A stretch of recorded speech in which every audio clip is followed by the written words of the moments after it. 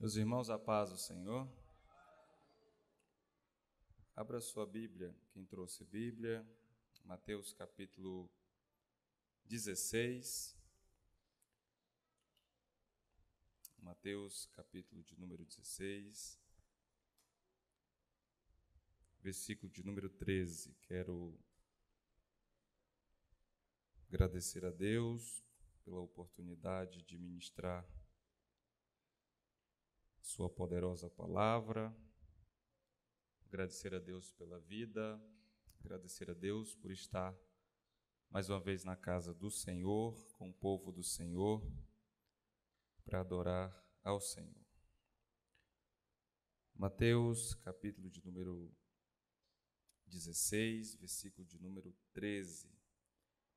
E chegando Jesus às partes de Cesareia de Filipe, interrogou os seus discípulos, dizendo: Quem dizem os homens ser o Filho do Homem? E eles disseram: uns João Batista, outros Elias, outros Jeremias, ou um dos profetas. Disse-lhes ele: E vocês, quem dizeis que eu sou? E Simão Pedro, respondendo, disse: Tu és o Cristo, Filho do Deus vivo.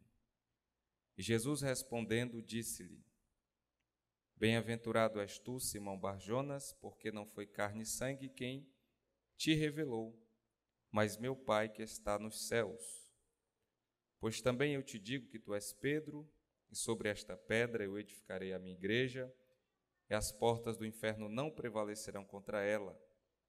E eu te darei as chaves do reino dos céus, e tudo o que ligares na terra será ligado nos céus, e tudo o que desligares na terra será desligado nos céus. Então mandou aos seus discípulos que a ninguém dissessem que ele era o Cristo. Desde então começou Jesus a mostrar aos seus discípulos que convinha ir a Jerusalém e padecer muito dos anciãos e dos principais dos sacerdotes e dos escribas, e ser morto e ressuscitar ao terceiro dia. E Pedro, tomando-o de parte, começou a repreendê-lo, dizendo: Senhor, tem compaixão de ti, de modo nenhum te acontecerá isso. Ele, porém, voltando-se, disse a Pedro: Para trás de mim, Satanás, que me serves de escândalo, porque não compreendes as coisas que são de Deus, mas só as que são dos homens.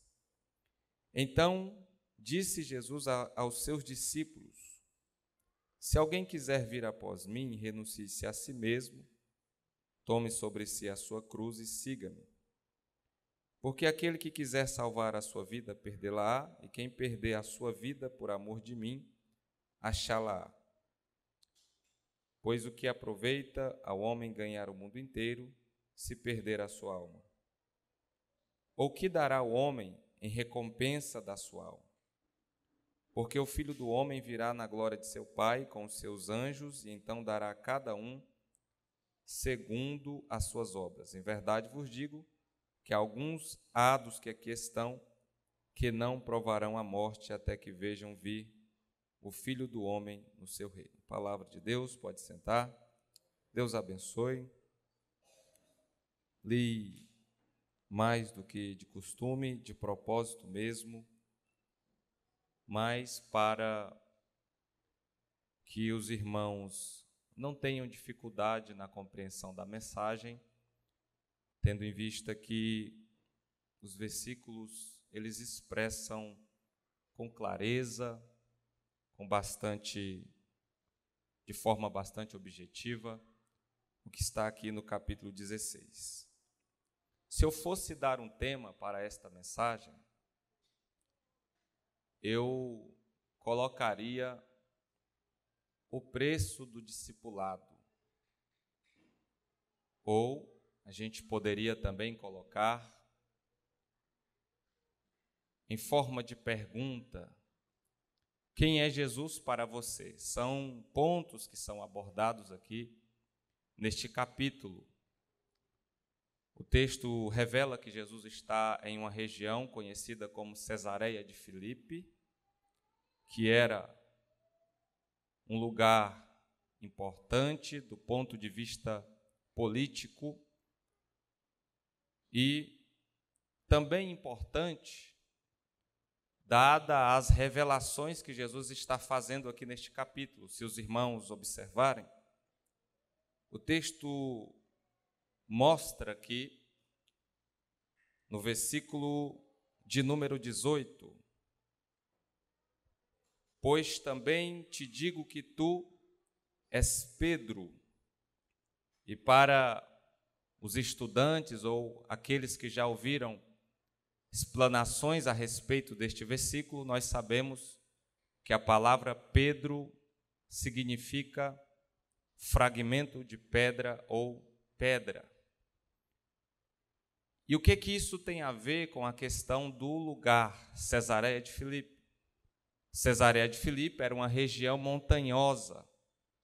Certamente, aonde Jesus mais os discípulos estavam, era perto de alguma colina, de algum monte.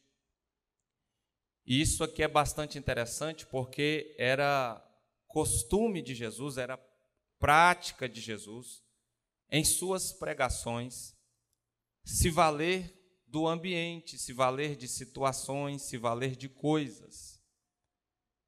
Então, a revelação que Jesus está trazendo, quando ele diz, olha, pois também te digo que tu és Pedro, ou pedra, ou fragmento de pedra, está vinculado ao lugar que eles estão. Eu imagino que provavelmente atrás de Jesus, analisando o nosso Deus e sabendo que Ele é muito inteligente, poderia Jesus estar pareado com alguma montanha para que Pedro pudesse ver atrás dele esta montanha. E o versículo continua dizendo, olha, e sobre esta pedra eu edificarei a minha igreja. Isso aqui é bastante importante para aquilo que Jesus está fazendo. Então, ao mesmo tempo que Jesus fala, olha, você é um fragmento de pedra, ele vai falar a palavra pedra novamente, só que a expressão aqui é uma rocha muito grande. Algo que, em contraste com a pedra do significado do nome de Pedro, é mais expressivo, é maior. E lógico que Jesus está se referindo a si mesmo, porque no versículo de número 17, depois que Jesus interroga os seus discípulos acerca da sua identidade, e aí ele pergunta o que as pessoas estão dizendo a respeito dele. As pessoas claramente não discernem quem é Jesus. Isso aqui é muito sério para o contexto que eles estão vivendo, porque Israel passou por um processo muito doloroso no Antigo Testamento. Um povo que sofreu muito por causa dos próprios pecados. Um povo que sofreu muito porque tinha dificuldade de se submeter às leis de Deus, às ordens de Deus, aos mandamentos de Deus. E este povo tão sofrido, Deus gerou uma expectativa no seu coração. Quando você lê Ezequiel capítulo 37, versículo de número 14, há um clamor dos israelitas que estão exilados ali na Babilônia. O clamor é: nós estamos como mortos, nossos ossos se secaram. É um retrato da realidade espiritual desse povo. Só que qual é a expectativa que Deus gera no coração do seu povo? Você vai analisar em todo o Antigo Testamento, nas profecias, que sempre há profecias de exortação, profecias de repreensão, profecias onde Deus está chamando o seu povo para um conserto, reconciliação. Ora, não é de se estranhar, é um homem se relacionando com Deus, seres humanos, imperfeitos, falíveis, se relacionando com Deus que é perfeito, que é santo, que é justo e que é verdadeiro. Eu lembro das palavras do apóstolo Paulo à igreja de Corinto. Ele diz que seja, pois, Deus verdadeiro e todo homem mentiroso. O salmista, no Salmo de número 14, ele diz que não há ninguém que faça o bem, não há ninguém que entenda, não há ninguém que busque a Deus. Isso é verdade, porque se a gente vem a um culto como este, é simplesmente porque a graça de Deus nos visitou e gerou em nós o mínimo discernimento para entender que a gente precisa congregar. Se a gente dobra os nossos joelhos em algum momento do dia para orar a Deus, é a graça de Deus que nos visita, dizendo: vai orar, se você não orar, você vai morrer, porque seu corpo precisa de nutrientes, e por isso você come, se alimenta. A sua alma não é diferente, a sua alma precisa estar sempre sendo nutrida pelos nutrientes espirituais. Vai para a oração, vai para a meditação da palavra. É interessante esse retrato do homem na Bíblia, e Israel reflete muito bem isso, somos nós. Não leia a Bíblia e fique com raiva dos israelitas, não. Leia a Bíblia, olhe a história dessas pessoas e vai para a frente do espelho e sinta raiva de você mesmo, porque você e eu também, nós não somos melhores do que eles, não. Nós também falhamos, erramos, nós também somos desobedientes. É tão difícil agradar a Deus que o escritor aos Hebreus diz que é preciso a fé para agradar a Deus. Melhor, ele diz que aquele que se aproxima de Deus precisa da fé. Por que a fé? Porque uma das coisas que a fé faz é justificar o homem diante de Deus. O que é a justiça de Deus imputada ao homem? É você aparecer diante do tribunal de Deus e o juiz, que é Deus, dizer: você está manchado, você está numa situação onde a única alternativa é condenar você. Mas esse mesmo juiz, ele olha para um lado direito e vê alguém assentado com um semblante, com características de um cordeiro. João disse que lá no céu ele viu um ser como que um cordeiro salpicado de sangue, que morreu pelos homens pecadores e que é digno de abrir o livro e desatar os seus selos. A justiça de Deus pega todo o mérito de Cristo, toda a justiça de Cristo, a vida de Cristo, e cobre o homem pecador. A gente é coberto, ou seja, o simples ato de nós nos aproximarmos de Deus é um ato gracioso e misericordioso de Deus. A gente tem que chegar diante de Deus com a seguinte compreensão: não estou aqui porque sou bom, não estou aqui por causa do meu sangue, não estou aqui por causa do meu dinheiro, não estou aqui por causa da minha capacidade, não. A graça de Deus me trouxe aos pés do Senhor. Aleluia. Nesse retrato, Israel reflete bem quem nós somos. Mas lembra que eu disse que o Antigo Testamento está cheio de profecias, exortações, um chamado ao arrependimento, um chamado ao conserto. Só que todas as profecias que estão falando de um novo tempo, falando de restauração, elas têm alguma coisa que falam de um Messias. A pergunta de Jesus para os discípulos é: Quem os homens estão dizendo que eu sou? Isso é muito importante, porque os discípulos, eles andam com Jesus, eles conhecem Jesus de uma forma diferente, eles ouvem as mensagens de Jesus de um prisma diferente.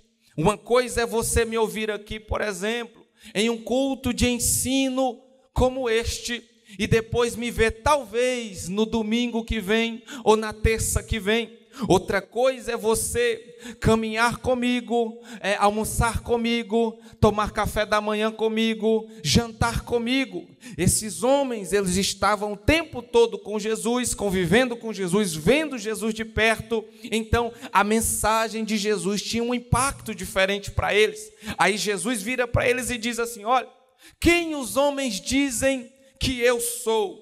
Vocês podem dizer isso porque eu sei que vocês têm acesso às pessoas. Aí, o interessante e triste é que as pessoas não discernem quem Jesus é, não discernem o Messias na pessoa de Jesus, porque eu falei das profecias, elas têm um caráter messiânico, de Gênesis até Malaquias. Por que não até Apocalipse? Porque o Novo Testamento não era utilizado por eles, mas eles tinham a Torá. Então, de Gênesis até Malaquias, Deus está sempre falando do Messias. Lá no 3,15, ele diz que o descendente da mulher vai esmagar, vai ferir a cabeça da serpente. Eles tinham os rabinos para ensinar eles, para dizer que esse que iria ferir a cabeça da serpente era o Cristo. Quando você lê a história, por exemplo, de Abraão, você vê Abraão, o pai, que leva o seu filho que ama para o monte, para o sacrificar. Olha só que retrato lindo. As profecias, elas montam essa imagem. O Cristo é o Filho amado de Deus, que é o Pai, que leva o seu Filho amado para o Monte Caveira, para ser sacrificado pelos homens. Moisés, ele diz lá em Deuteronômio, ele diz assim: olha, o vosso Deus vai levantar depois de mim um profeta maior do que eu, poderoso em obras e palavras. O Moisés, pelo Espírito, estava falando de Jesus. Quando Jesus pregava, os homens que vinham, pastor Domingo, para poder apanhar Jesus em alguma falta, para poder ver Jesus blasfemando, eles voltavam para aquele lugar onde eles se reuniam para bolar os seus planos e diziam: eu nunca vi um homem com tanta autoridade, eu nunca vi um homem com tanta graça. Olha só que coisa interessante. Eles iam para pegar Jesus em alguma falta e já voltavam quase convertidos ao Senhor Jesus. Que coisa interessante. Aí, Jesus está perguntando para os discípulos a respeito do que as pessoas pensam sobre ele. Aqui eu abro esse parêntese. É muito importante nós pensarmos nisso, porque não está no texto, mas nas entrelinhas podemos extrair a seguinte lição: parte daquilo que as pessoas compreendem sobre Cristo depende muito do que a gente transmite a respeito de Cristo para as pessoas. Por quê? Porque por ser cristão, por ser discípulo, a pessoa entende. Essa pessoa tem uma relação diferente com esse Cristo.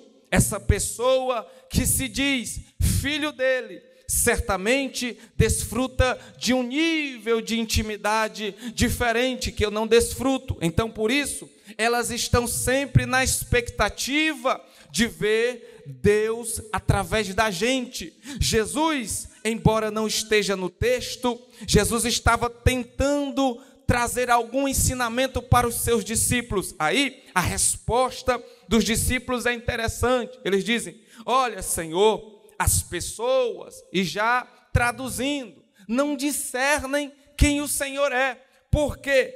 Porque eles, nem comparando o Senhor a outros homens, eles conseguem encaixar o Senhor em algum lugar. Alguns dizem: o Senhor é Jeremias, se parece com Jeremias. Por quê? Porque Jesus, assim como todo servo de Deus que tem o Espírito de Deus, quando digo que tem o Espírito, não digo só ser morada do Espírito, porque tem gente que crê no Evangelho, nasce de novo e o Espírito está dentro, só que existe um nível diferente de habitação no Espírito. Jesus disse assim: olha, quando eu for para o Pai, eu rogarei ao Pai, e Ele enviará outro Consolador, estará em vós e habitará em vós. Jesus estava dizendo o seguinte: o Espírito vai vir para fazer vocês crer no Evangelho, o Espírito vai habitar em vocês, morar dentro de vocês, e aí, Senhor, e aí, no dia a dia, Ele vai trabalhar vocês para poder ter o domínio sobre vocês, o controle sobre vocês. O objetivo principal de nós sermos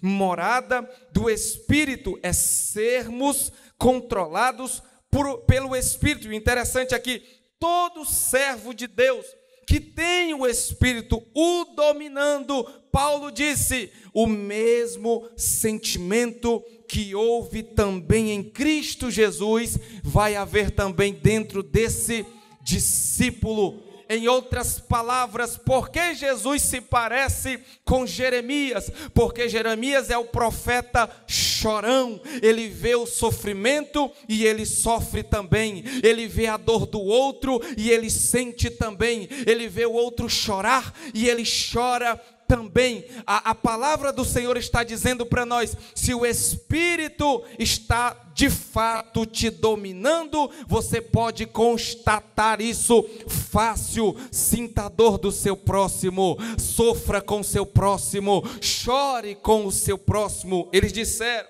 o Senhor se parece com Elias por causa da pregação. Elias era um homem que tinha uma pregação muito dura, direta. Quem não lembra do capítulo 18 de 1 Reis, quando Elias diz: olha, eu vou falar uma coisa para vocês, parem de brincar, rapaz, deixa eu falar sério, olha, escolham hoje a quem vocês vão servir, se vocês não podem ficar cocheando entre dois caminhos, ora Deus, ora Baal. Que pregação forte! Jesus se parece com Elias, porque tem momento que Jesus faz o seguinte: ele prega sobre o amor, ele prega lá como João 3,16, Deus amou o mundo de tal maneira que deu seu Filho unigênito, o papai está preparando casa para vocês, o papai está com vocês. Todo mundo gosta dessa parte da mensagem, mas tem um momento que Jesus entra no templo, pega o chicote, derruba a mesa e começa a bater nos outros e dizer: olha, sai daqui, raça de víbora, sai daqui, ladrão, vocês estão fazendo da casa de meu pai covil de ladrões. Que mensagem dura! Aí eles estão dizendo, eles estão dizendo que o Senhor se parece com Elias, com João Batista ou com algum dos profetas. Isso é muito grave. As pessoas não discernem quem Jesus é. As pessoas veem um homem que é Jesus, porque sabem o seu nome, mas não conseguem ver o Cristo. Tem muita gente assim dentro das nossas igrejas. Conhecem o Jesus histórico, conhecem a história que fala de um homem que tem o nome Jesus, que morreu há 2000 anos atrás. E qual é o problema, irmão Oséias, de conhecer somente O Jesus histórico é porque o Jesus histórico, ele não muda coração. Você vem para a igreja, é de um jeito, passa 10 anos, passa 20 anos e continua do mesmo jeito. Tem uns casos que é pior, até piora, entra ruim e daqui a 20 anos está... Deus me livre. O Evangelho apresenta um Cristo vivo, que quando a gente tem um encontro com Ele, a vida muda, os pensamentos mudam, o caminhar muda, a companhia da gente muda, tudo muda, tudo muda. Eles não discernem quem é Jesus. Será que nós conhecemos? Melhor, será que nós, parte do problema,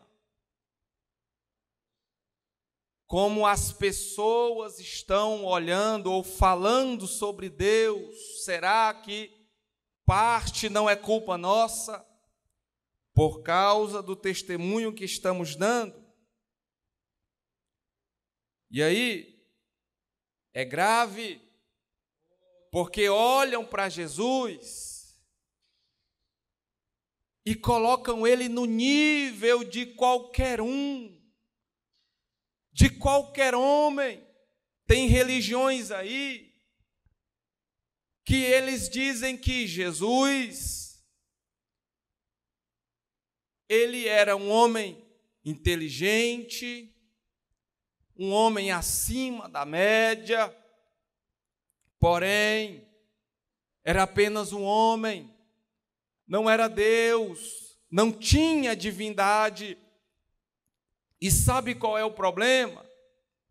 Porque a Bíblia diz que um dos sinais dos últimos dias seria que muitos falsos ensinamentos iriam surgir. E o que é que o falso ensinamento faz? Primeiro, distorce a verdade de Deus. E aí, irmão Oséias, qual é a gravidade? A gravidade é que a Bíblia nos apresenta que a palavra de Deus é o meio, é o veículo que Deus usa para ministrar qualquer bênção que seja na vida do ser humano. Se Deus quer salvar o homem, esse homem precisa ouvir a pregação do Evangelho, mas não é qualquer pregação, não é qualquer mensagem, ele precisa ouvir a sã doutrina que vai entrar no coração dele, que vai gerar fé no coração dele e vai fazer ele crer para a salvação. Qual é o problema? É que o falso ensino, ele não permite que os crentes, eles de fato recebam as bênçãos de Deus da forma certa. Outro dia, um homem disse que estava pregando em um culto, em um lugar por aí, em uma cruzada por aí, um pastor amigo nosso, e ele disse o seguinte: quando ele estava pregando, uma mulher se levantou em profecia e começou a entregar recado para todo mundo, e ele pregando, e aí Deus deu a ele discernimento, e ele viu 2 homens grandes com roupa preta agarrados no ombro daquela mulher, e aí ele falou: ei, para aí, mulher, ei, você já é batizada com o Espírito Santo? Na hora que ele perguntou, ela fechou a cara, e ele diz: Deus está me mostrando que o diabo já se apoderou da tua vida faz muito dia. E aí ele diz que ela entrou para debaixo do altar e precisou de muitos obreiros para poder arrancar ela de lá. Estou contando isso aqui para dizer para você que esse negócio de servir a Deus é coisa séria, é coisa séria. Precisamos nos alimentar da palavra de Deus, precisamos da palavra de Deus para nos dar discernimento, para nos dar poder, para nos dar unção, para nos dar os dons espirituais do jeito certo. Bendito seja Deus. Quem os homens dizem que eu sou? Aí o problema ou a situação muda. Porque é muito fácil a gente falar dos outros. É fácil demais eu avaliar os outros, porque nós, seres humanos caídos, nós somos o tempo todo inclinados ao mal. Tem entre nós os mais excelentes, pessoas que se entregam a Deus sem reservas, pessoas de um coração puro. O salmista disse que aqueles que sobem no Monte Santo de Deus é quem é limpo de mão e puro de coração. O salmista não está dizendo ele não está falando de uma realidade futura, não. Algumas expressões no Antigo Testamento, como subiu ao monte, entrou ao santuário, são expressões que indicam um nível mais alto de intimidade com Deus. Quando diz entrou no santuário, como no Salmo 73, é o salmista dizendo: eu entrei na presença de Deus, cheguei mais perto de Deus. Aí tem os excelentes entre nós, eu sei disso, mas a maioria de nós é inclinado ao mal. E aí o pecado da gente faz a gente avaliar as pessoas do nosso prisma, da nossa ótica. Eu estou certo, eu tenho a razão, eu sei, eu entendo, eu faço, eu tenho, eu posso. É o pecado dentro da gente. E eu acho lindo essa proposta de Deus, a forma de Deus lidar com a gente. Por quê? Porque Jesus, já conhecendo o coração do homem, ele diz o seguinte: eu vou mostrar quem vocês são. Como? Fale sobre as pessoas, o que elas dizem de mim. Isso é fácil. O Zé fala isso, o José fala isso, a Maria fala isso, o ciclano diz isso, o Beltrano diz aquilo, acolá. Aí o nosso Deus, que é perfeito, ele faz o seguinte: agora eu quero saber de vocês.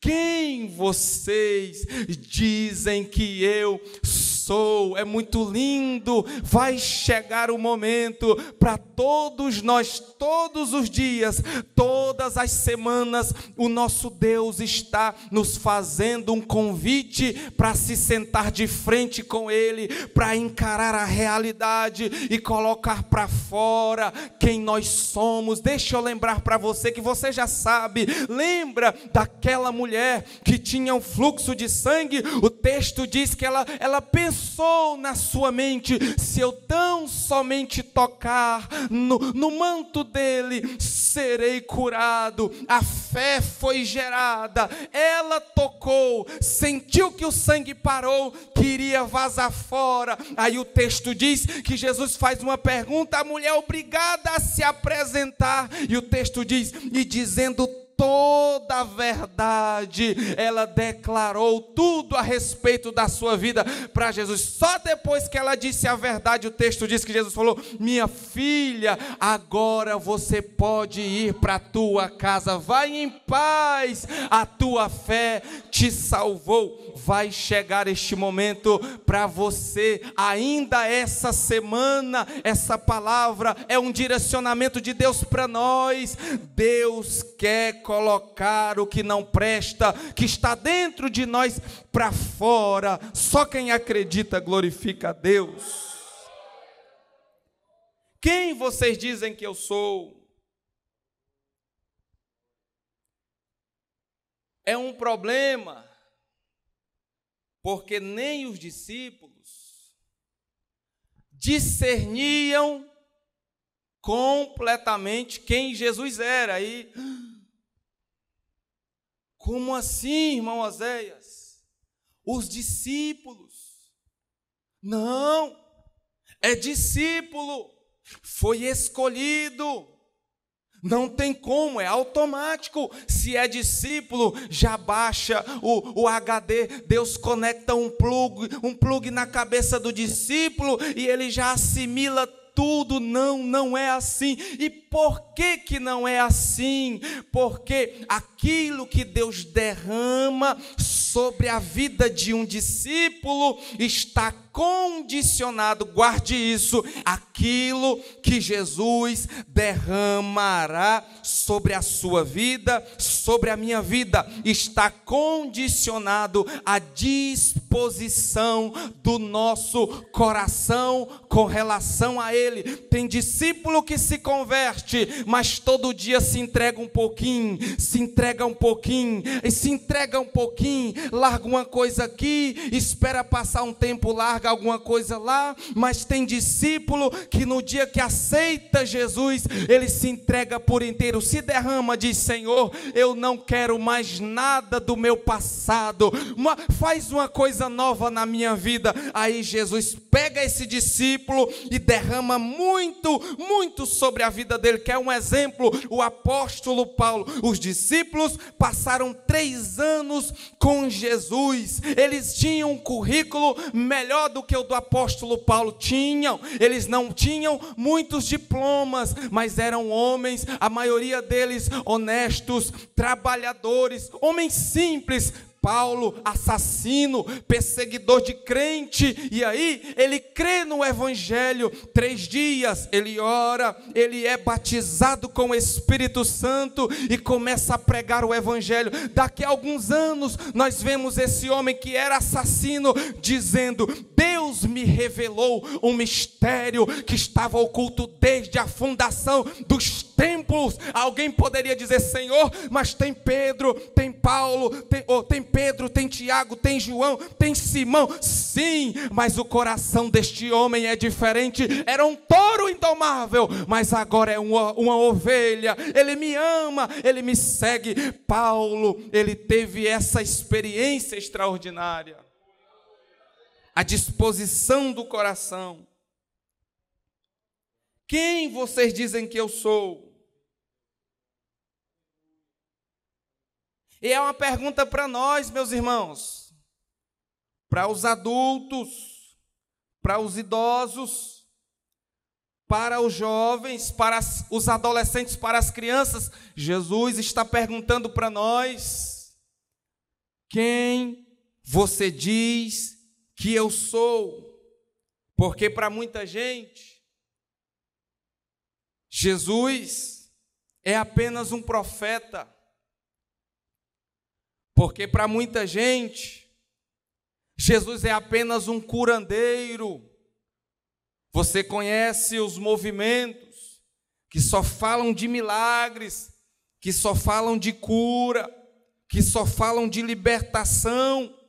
Eles não querem um relacionamento sério com o Cristo do Evangelho. Por quê?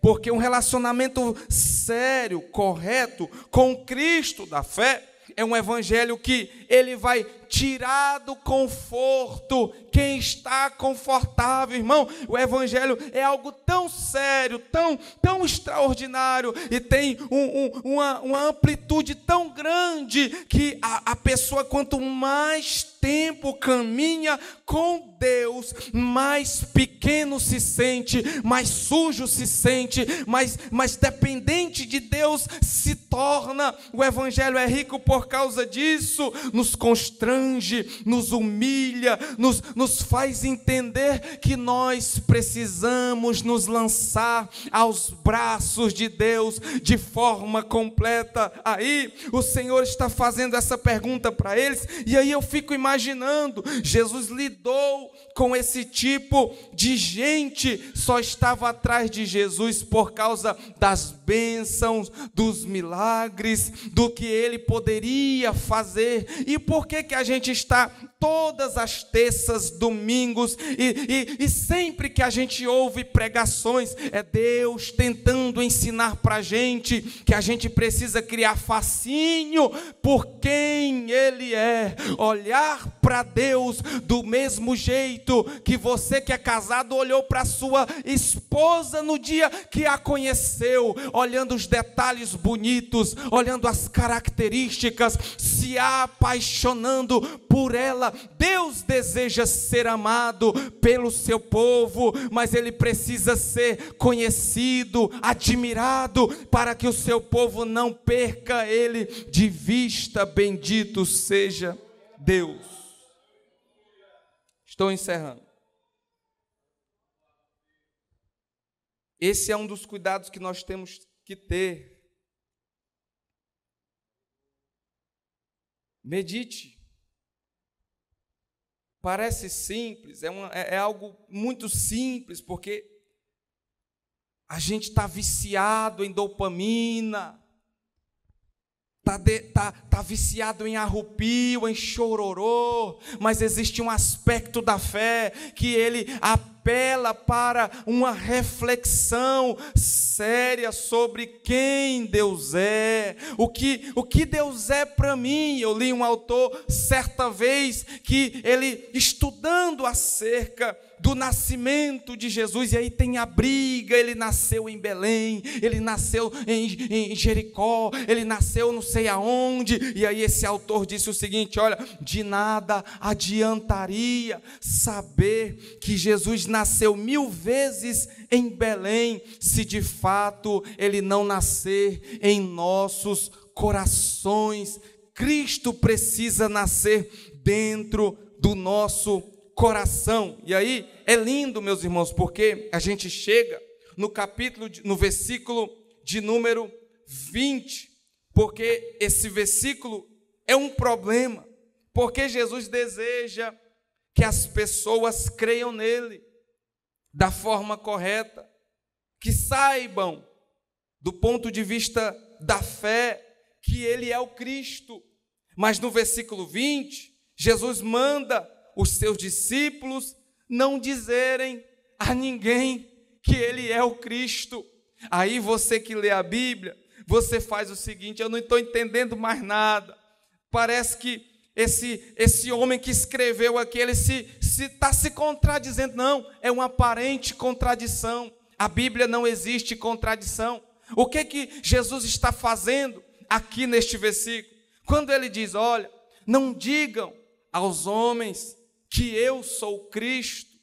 Jesus não está atrás de seguidor, Jesus não está atrás de like, Jesus não está atrás de fã, clube, de admiradorzinho, que está ali só para usufruir dele. Não, Jesus quer que as pessoas tenham a mesma experiência dos discípulos. Qual é? Eles precisam olhar para Jesus, que é o Cristo, e pela fé discernirem que ele de fato é o Cristo. Lembra daquela mulher na beira do poço? João capítulo 4, o texto diz que Jesus chega lá, a mulher está lá, eles começam um diálogo, água para lá, água para cá, eu tenho água, eu não tenho balde, vou te dar água, me dá água, não sei, só sei que no meio da conversa, o texto diz que Jesus revela: olha, chama teu marido e vem cá, que eu vou te dar água da vida. Ela se interessa pela água, e aí ela diz o seguinte: eu não tenho marido. Jesus, utilizando-se do seu discernimento, diz: disseste bem, porque já tiveste 5, e o que tem agora não é teu. A mulher olha para ele e diz: vejo que és profeta, porque revela segredos que somente Deus sabe. Que coisa linda. Daqui a pouco ela consegue, no diálogo, lembre-se, ela está conversando com Jesus. Jesus está falando suas palavras de poder, de vida para ela. Em algum momento ela crê, porque está sendo alimentada das palavras de Cristo. Discerne que é o Cristo, volta para Samaria, daqui a pouco traz uma multidão de gente, era prostituta, em poucos minutos de conversa, já virou uma evangelista, ganhadora de alma, e os homens voltam lá para dizer: nós também cremos que Ele é o Cristo, bendito seja Deus. Essa reflexão de fé, essa reflexão séria, vai produzir em você e em mim o desconforto necessário para testemunharmos com mais força do Cristo que nós servimos. Não diga para ninguém. Aí o versículo, e eu paro aqui. O 24.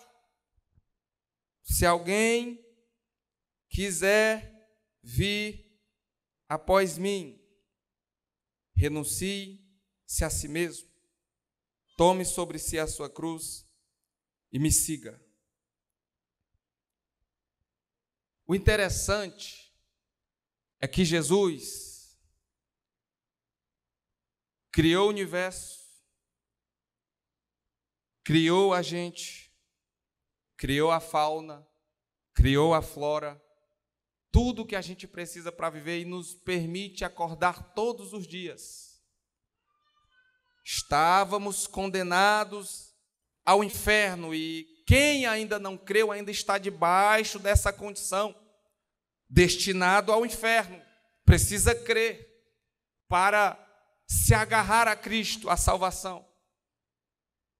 Ele faz tudo isso, elabora esse plano grandioso na eternidade, envia o seu Filho para morrer a nossa morte. Era a gente que merecia os pregos, os espinhos, os açoites, a vergonha, a nudez. Era a gente que merecia receber a ira de Deus aquele dia lá no Calvário. A diferença é porque se fosse a gente lá, a ira de Deus tinha estraçalhado com a gente, tinha acabado com a gente. Aí Deus revela todo esse plano e aí ele chega diante da gente. Irmão, isso aqui é para jogar a gente no chão. Ele fala: se você quiser. Se você quiser. Aí você olha: mas o Senhor fez tudo isso. Aí ele diz: mas é se você quiser. Senhor, não, o Senhor pode me obrigar se o Senhor quiser. Não. É se você quiser. Se quiser, você tem a escolha de me seguir. Se você aceitar: Senhor, agora eu quero seguir o Senhor. E agora o que eu recebo? É bênçãos, é casa. Eu escutando a mensagem vindo para cá e o pregador dizendo: olha, se você for obediente ao Evangelho, Deus vai encher o teu celeiro, Deus vai encher a tua garagem, Deus vai encher. Eu falei: não, esse não é o Evangelho, porque o Cristo, ele foi o mais obediente. Aí ele teve que suportar a desonra, o desprezo, a vergonha, as pedras. Você precisa entender que Evangelho é carregar a cruz, mas a história não é uma história triste, não. Essa cruz vai ser trocada por uma coroa naquele grande dia. Bendito seja Deus. Se coloque de pé. Oh, glória a Deus. Oh, glória a Deus. Feche os seus olhos. Obrigado, Senhor, por mais um dia de vida, Pai. Ó Deus, o Senhor sabe que eu em minhas orações, eu sempre tento me ver mais necessitado da Tua graça e mais necessitado da Tua misericórdia. Ó Deus, olha para nós nesta noite, Senhor. Somos Teu povo, ovelhas do Senhor Jesus. Pai, estende as Tuas mãos sobre a vida de todos nós. Se revela para cada um de nós. Pai, nós vivemos muitas frustrações, muitas dores, muitas tristezas, Pai, na nossa vida. E talvez tenha alguém aqui que está balançado, chacoalhado de tanta prova, de tanta dor. Mas eu te peço, Senhor, que o Teu Espírito neste momento abrace essa pessoa agora, dê paz a essa pessoa agora, dê alegria para essa pessoa agora, dê consciência que o Senhor está com teus olhos atentos à vida do teu filho, da tua filha. Pai, no nome do Senhor Jesus, gera fé, Senhor, no nosso coração, gera fé no coração das nossas crianças, gera fé no coração dos nossos adolescentes, dos jovens, dos adultos, dos idosos. Aumenta, Senhor, a nossa fé em nome do Senhor Jesus. Meus irmãos, Deus abençoe vocês. Obrigado por vocês terem essa difícil missão de me aguentar aqui. Que Deus, através do seu Espírito, ministre melhor o seu coração. Obrigado.